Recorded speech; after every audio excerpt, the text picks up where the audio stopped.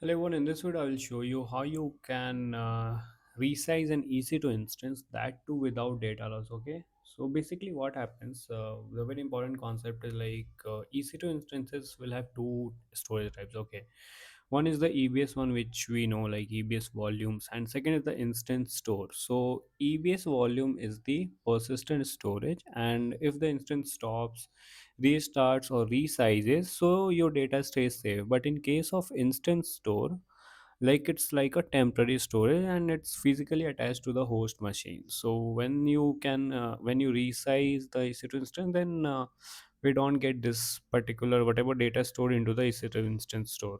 Okay, and also by default, like EC2 instance store doesn't come with this T2 and all. So whenever we have some EC2 instance type as D, where D is mentioned like disk, so there that instance store will come.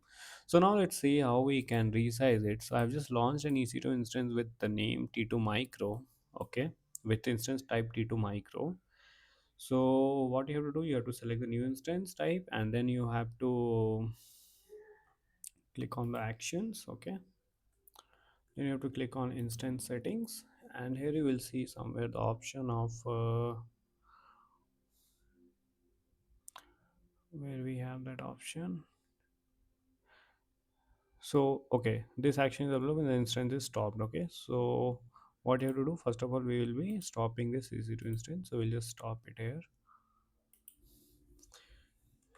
So I'll just pause the video.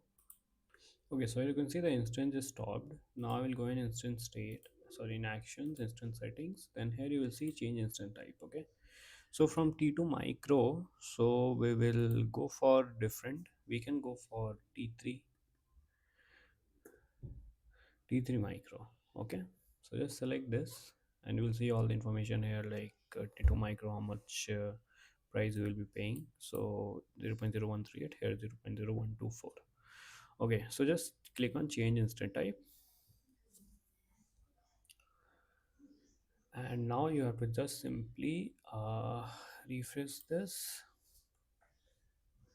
and here you can see T3 micro, and you have to just start the instance. Okay, so in this way your instance is resized now, and your EBS volume are also attached the same EBS volume. We didn't do anything with EBS volume, and the data will also be there.